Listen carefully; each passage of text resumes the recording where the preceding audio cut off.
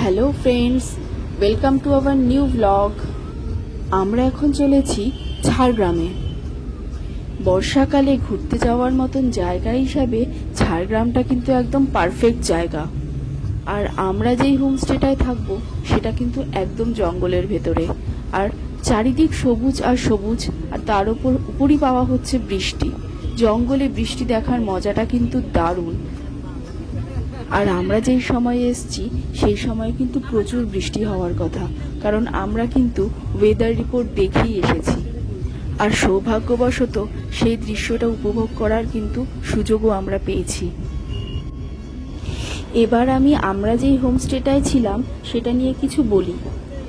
এই হোমস্টের ওনার সঙ্গীতাদির কাছেই শোনা যে যেই এলাকায় এই হোমস্টেটা আছে সেটা কিন্তু ব্রিটিশদের এলাকা নামে পরিচিত, কারণ একসময় এই এলাকায় ব্রিটিশরা অনেক বাংলো তৈরি করেছিল, যার অধিকাংশই এখন রিসর্ট হয়ে গেছে। কিন্তু আমাদের এই হোমস্টেটাই একমাত্র হোমস্টে হিসেবে আছে।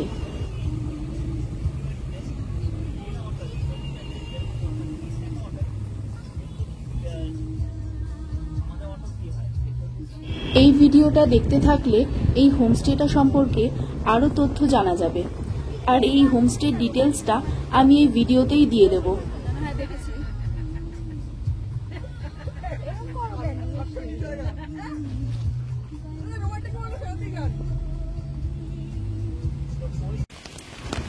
আমরা চলে এসেছি আমাদের হোমস্টে অরণ্য কুহেলিতে, যেটা একদম জঙ্গলের মধ্যে আছে, আর এই ওয়েদারের সাথে একদম মানানসই জায়গা।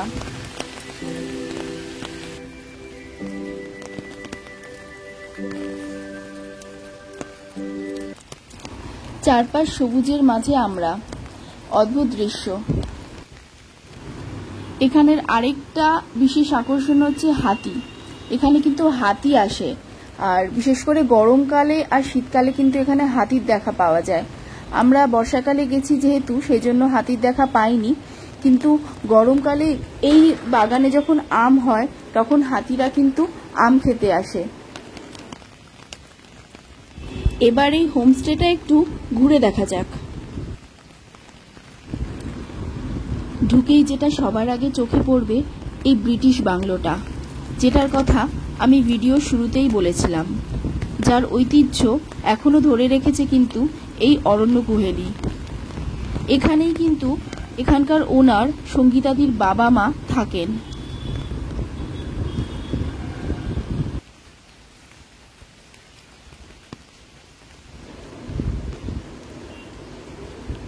চারপাশটা কিন্তু বেশ সুন্দর একটা জায়গা।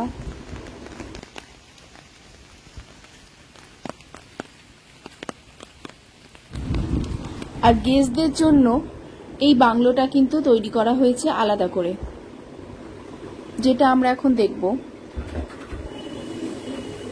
এই বাংলোর প্রত্যেকটা রুম কিন্তু এক একটা গাছের নাম অনুযায়ী রাখা হয়েছে, আর খুব সুন্দর করে কিন্তু এঁকে দেওয়া আছে।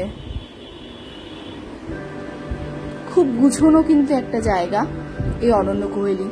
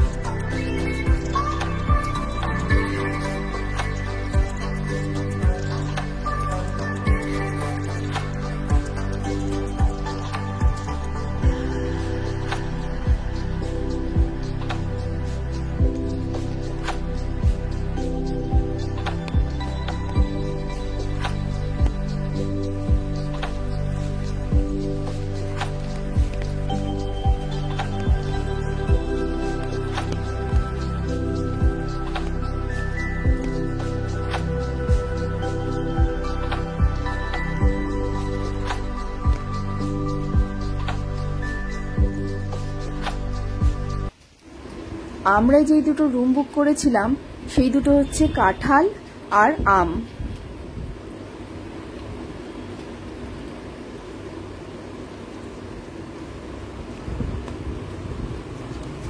আমরা কাঁঠালে ছিলাম। চলো দেখা যাক ভেতরে। খুব সুন্দরভাবে কিন্তু ভেতরটা গোছানো আছে আর খুবই পরিষ্কার।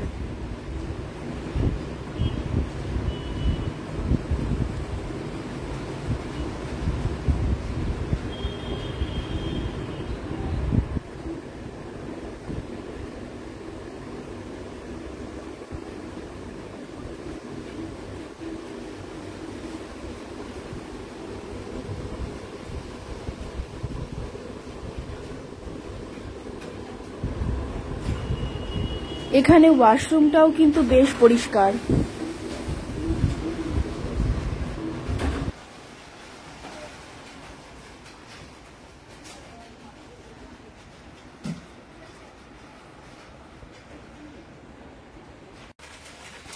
আর আমাদের পাশের রুমটা, অর্থাৎ আমার দাদারা যেই রুমটা নিয়েছিল সেই রুমটার নাম ছিল আম। এই রুমটাও একটু ঘুরে দেখা যাক।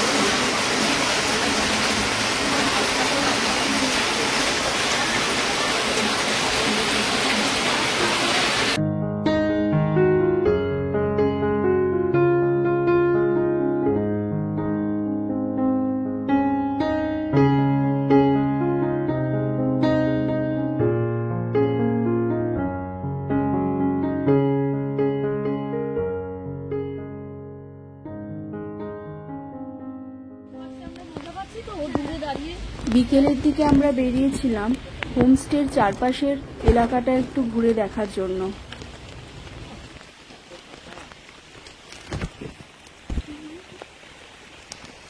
এই প্রচন্ড বৃষ্টির মধ্যে আমরা রেইনকোট পরে বেরিয়েছিলাম।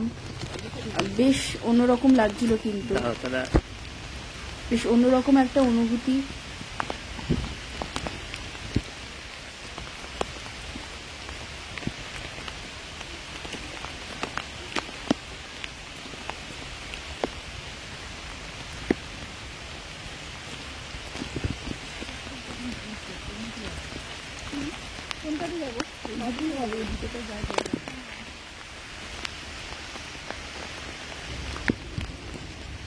অ্যাকচুয়ালি আমরা বুঝতে পারছিলাম না ঠিক কোন দিকে আমরা যাব, কারণ পুরোটাই ঘন একদম জঙ্গল ছিল, তো পুরোটাই আমরা একটু কনফিউজড হয়ে গেছিলাম। হ্যাঁ চলো ওই দিকটা দেখে আসি,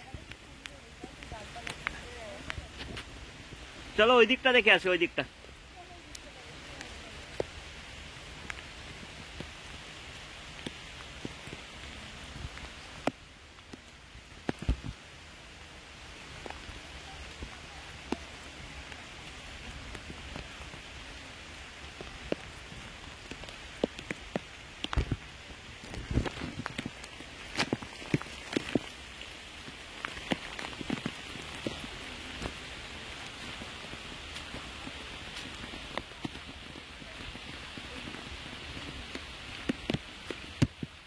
এই মুহূর্তটা কিন্তু একদম অন্যরকম। এই প্রচন্ড বৃষ্টিতে এভাবে জঙ্গলের ভেতর দিয়ে যাওয়া। এরপর রাস্তা অনেক সরু হয়ে গেছে, অলমোস্ট দেখাও যাচ্ছে না, তো তাই আমরা এখান থেকে ব্যাক করে যাব, ব্যাক করে রিসর্টে চলে যাব। তো আমরা ব্যাক করে যাই। তো ওরা তো অলরেডি ব্যাক করতে শুরু করে দিয়েছে। চলো আমিও ব্যাক করে যাই তাহলে। প্রচণ্ড বৃষ্টি পড়ছে, তার মধ্যেই আমরা বেরিয়েছি। তো এটা হচ্ছে রিসর্টের গেট, এটা অরণ্য কোহেলি। তো এই বৃষ্টির মধ্যেই বেরিয়েছি। তো রিসর্ট থেকে বেরিয়ে এই দিকটা হচ্ছে মেন রোডটা। তো এই যে ওরা যাচ্ছে মেন রোডের দিকে, তো আমিও একটু যাই, তোমাদের দেখিয়ে দিই। মেন রোড থেকে জাস্ট একটুখানি 2 মিনিট হেঁটে তো মেন রোডের দিকে যাই। একটু আগে যেটা গেছিলাম সেটা হচ্ছে যে অপোজিট দিকে গেছিলাম, জঙ্গলের দিকটা, যেখানে পুরোটা যেতে পারলাম না। রাস্তা একদম সরু হয়ে গেছিলো, মানে দেখাই যাচ্ছিল না। তো এবার মেন রোডের দিকটায় তোমাদেরকে নিয়ে যাই, দেখিয়ে দিই মেন রোড থেকে এটা কতটা, জাস্ট একটুখানি। তো এই যে মেন রোড পৌঁছে গেছি আমরা, জাস্ট একটুখানি 2 মিনিট মতন হাঁটলেই হচ্ছে মেন রোডে আমরা পৌঁছে যাব।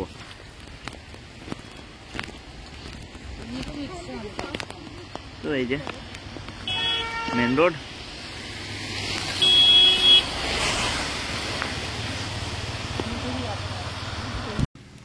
নেক্সট ভিডিওতে আসছি আরও কিছু ডিটেলস নিয়ে। ততক্ষণ পর্যন্ত দেখতে থাকুন আর অবশ্যই অপেক্ষা করুন।